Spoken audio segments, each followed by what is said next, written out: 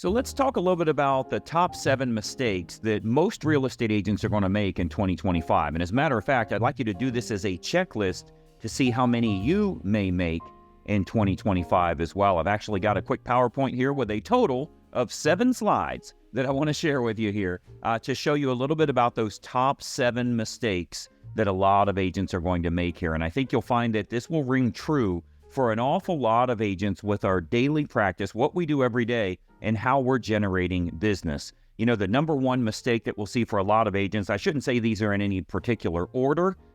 Some of these may be more important to you than others, but the fact is an awful lot of agents are not establishing trust, authority, and credibility with a growing audience. You know, that's actually worth writing down. One of the most important things you can do is ensure you are growing your audience, whether you're getting opt-ins, you're buying leads, you're getting people to watch your YouTube stuff or your Facebook stuff, you're promoting to every door direct mail, or you're doing some geographic farming.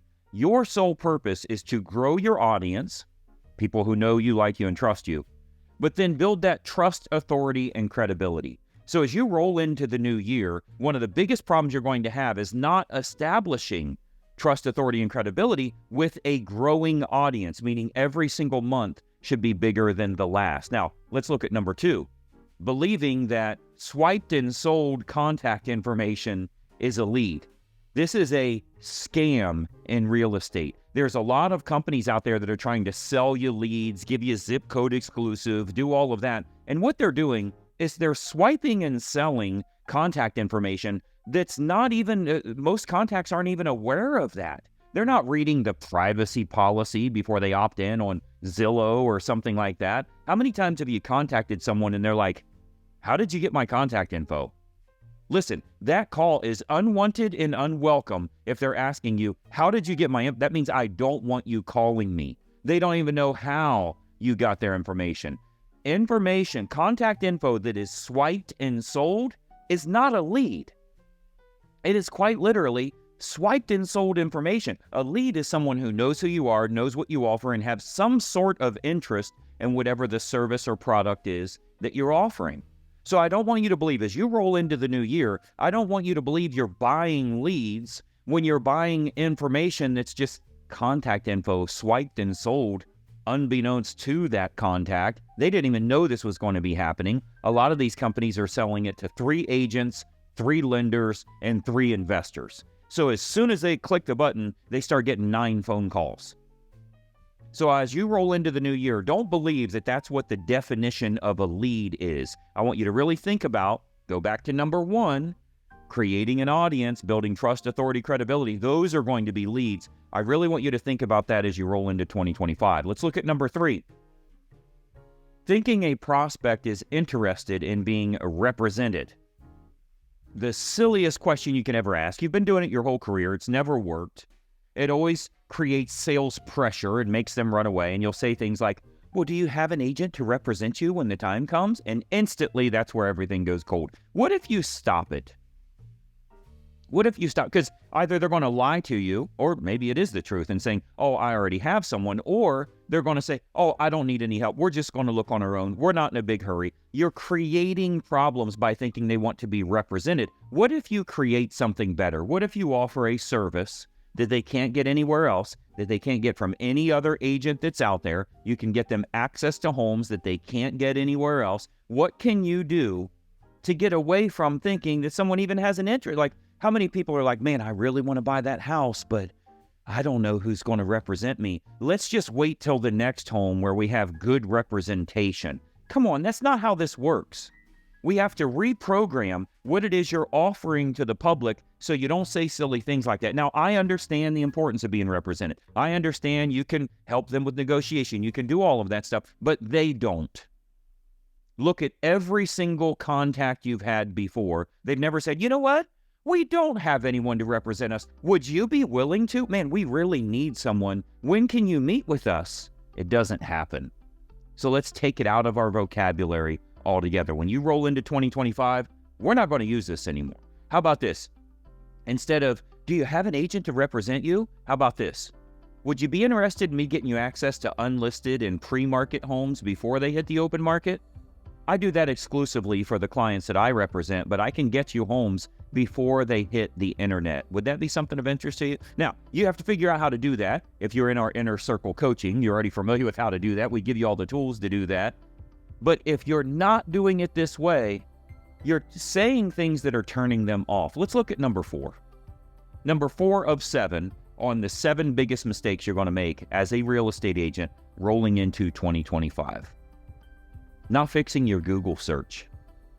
I want you to go to Google right now, and I want you to Google yourself. And I want you to look at the entire first page, every link on the first page of a Google search with just your name. What you'll find is probably your company's free website and maybe one article there. And then everything else is Zillow has a list of all of them, so they swipe your info and they sell it to other agents. And then Realtor.com does the same, and then Trulia does the same, and all of these other companies just have a list of agents where they're picking up the Google search and they're swiping your business with a better offer.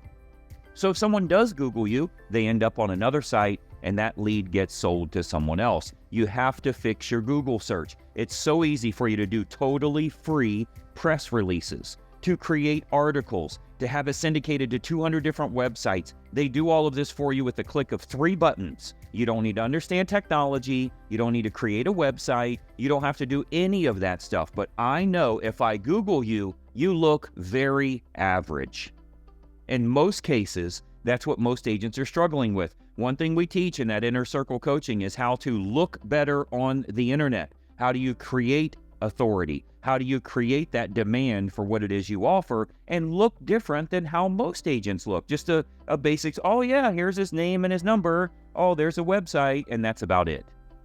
Then you put a bio on there, like people care if you're married and you have dogs. None of that stuff matters. Show them how you can help them. Show that you are an authority in your career here and what it is that you do. Show that you've been interviewed by others. All of this can be done for free, but you have to have the direction and the focus to do so. Google yourself and see how impressive it looks. Let's look at number 5. It's believing that marketing is going to cost you money rather than making you money. Now, this is a big issue for an awful lot of agents because they look at everything as an expense. You've heard me say before, if you're involved in our coaching, I say it all the time, you don't have a problem with expenses. You have a problem with income. If you could focus on your real problem is income. If you have a great offer, trust me, marketing doesn't cost you anything. It makes you money. We're often getting a 10-to-1 return. If we spend $1,000, we get back $10,000. And we do this over and over and over. And you can scale that number up as big as you want. But marketing a good offer does not cost you money. It actually costs you money not to promote it. If you've got something that's really good and nobody knows about it, it's costing you money by not marketing. There's no way you can lose money in advertising if the offer's good and they have an interest in it. If you're advertising and you don't get results, your offer sucks. Nobody wants, like they all saw it. We know the advertising worked because it got it in front of their eyeballs. They just didn't want what you offered. Maybe we need to fix that. So believing that marketing costs you money rather than makes you money is a big, big problem for an awful lot of agents. Now, rolling into number 6, not addressing the real issue that causes your overwhelm. For a lot of agents that aren't making good money, that aren't closing lots of deals, that don't have the consistency that they want, the number one thing I hear from them is they're struggling with overwhelm. There's so much to do. There's so many things. I got to learn all this. They got that perfectionism problem. They want everything to be perfect before they implement. Perfection is the enemy of progress, right? But they're experiencing all this overwhelm and they wake up in the morning and they don't even know where to start. So they just deal with whatever's yelling the loudest. Let me explain something to you. Overwhelm is a symptom of a larger problem. Overwhelm is a symptom of a lack of direction and specific instruction. Can you write that down for me? Overwhelm equals lack of direction and specific instruction. Let me tell you, when you know what to do every day and you have exact direction, you don't feel overwhelmed when you're using a GPS to drive somewhere. You feel overwhelmed when you're trying to remember stuff, you're trying to look at landmarks, you're trying to slow down to see if that's the right spot, whatever. When you have specific instruction and direction, you don't feel overwhelmed at all. So the same is true in your real estate business. If you know what to do, if you know what you're promoting, if you know where you're promoting it, if you know how you're promoting it, if you know when you're going to do this, all of these factors get rid of overwhelm. And most importantly, you start making lots of money. You don't have that stress anymore. You don't feel overwhelmed that you're missing out on something. So let me tell you, the last thing you need to do is learn more stuff. You need to get really focused on one specific approach to generate lots of business for you. And as long as that's getting instant results for you and consistent results for you, you're not going to have that overwhelm anymore because you can't be distracted. An awful lot of agents struggle with distraction and overwhelm. The reason for that is because they don't have that direction and that focus. So I want you to really focus in on why you feel overwhelmed and know that if you have that specific instruction, life is going to get good for you. And finally, number 7. Should have done this the opposite way, like the old Dave Letterman, right? Top 10. Number 7, believing a market change will fix your business and fix your finances.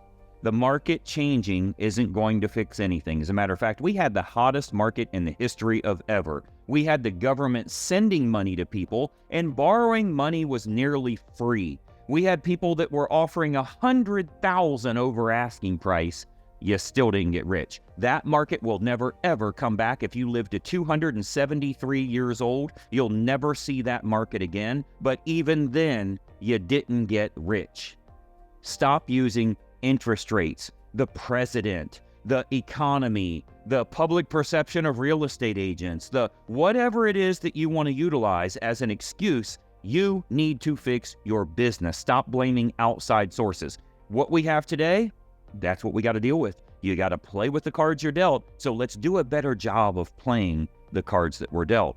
So I don't want you to believe that market change is going to fix your business and fix your finances. Your changing of your approach is what's going to make that happen for you. These are the top 7 mistakes that I think an awful lot of agents are going to make as they go all the way through 2025. If you make a couple of those little changes yourself, you'll see a drastic difference. Look on this channel right here. We have over 1,000 videos specific to real estate agents and growing their business. That's why you follow the page and you ring the bell, turn on notifications, all of that. Look on this page and start binge watching on what you can do to get focused and really create a massive change for yourself here. If you look down in the video description, you'll probably see something about our Inner Circle coaching. We had it closed. We closed enrollment for 8 months straight.